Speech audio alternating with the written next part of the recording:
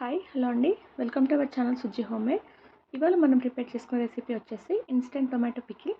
ఇది ప్రిపేర్ చేసుకోవడం చాలా ఈజీ అండి. అది ఎలాగో ఇప్పుడు చూద్దాం. నేను ఇది ప్రిపేర్ చేసుకోవడానికి 1 కేజీ వరకు టొమాటోస్ని తీసుకొని చిన్న ముక్కలుగా కట్ చేసి పెట్టుకున్నాను. ఇప్పుడు స్టవ్ ఆన్ చేసుకొని అందులో 3 నుంచి 4 టేబుల్ స్పూన్ల వరకు ఆయిల్ వేసాను. ఈ ఆయిల్ అనేది కొంచెం వేడైన తర్వాత మనం ముందుగా కట్ చేసి పెట్టుకున్న టొమాటో ముక్కల్ని ఇందులో వేసుకోవాలి. చూడండి, ఇలా చిన్న చిన్న ముక్కలుగా కట్ చేసుకున్న టొమాటోస్ని ఇలా ఆయిల్లో వేసుకొని కాసేపు వేగనివ్వాలి. టొమాటోస్లో ఉన్న వాటర్ కంటెంట్ అంతా పోయి టొమాటో ముక్కలు కొంచెం డ్రై అయ్యే వరకు ఇలా వేయించుకోవాలి. ఇలా కొంచెం టొమాటో ముక్కలు కొంచెం దగ్గరగా ఉడికిన తర్వాత ఇందులో 1 స్పూన్ వరకు పసుపు వేసాను.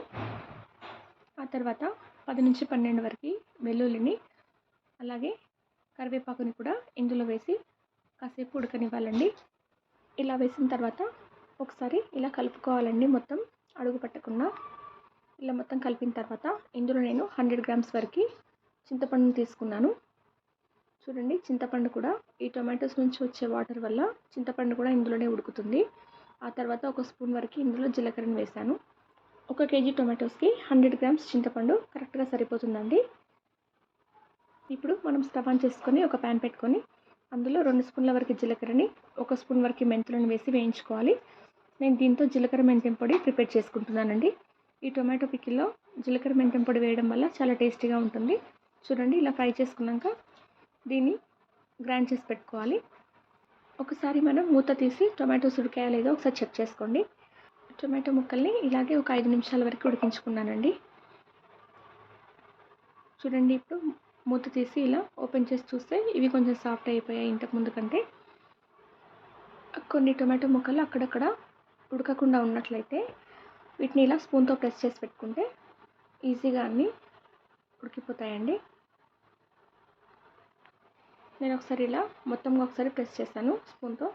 ఆ తర్వాత దీంట్లో ఒక 100 గ్రామ్స్ కారపొడిని వేశాను. మనం కేజీ టొమాటోస్కి 100 గ్రామ్స్ చింతపండు, 100 గ్రామ్స్ కారపొడి అయితే కరెక్ట్గా సరిపోతుందండి. ఈ కొలతలు అయితే మీరు ఎప్పుడు చేసుకోవాలన్నా ఈ కొలతలతో చేసుకొని ఒకసారి ట్రై చేసి చూడండి. పర్ఫెక్ట్గా కుదురుతుంది మీకు టొమాటో పికిల్ అనేది.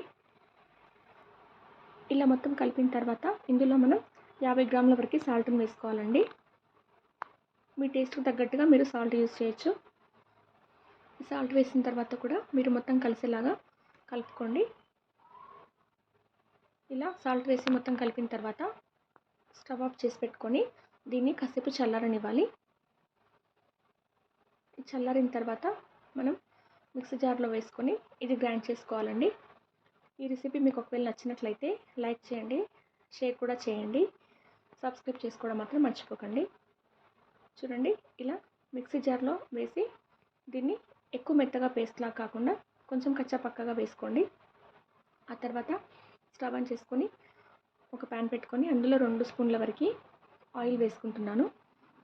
ఇందులో 1 స్పూన్ వరకు జీలకర్రని, 1 స్పూన్ వరకు ఆవాలని, అలాగే అందులో కొంచెం శనగపప్పుని, కొంచెం మినపప్పుని కూడా వేసుకున్నాను.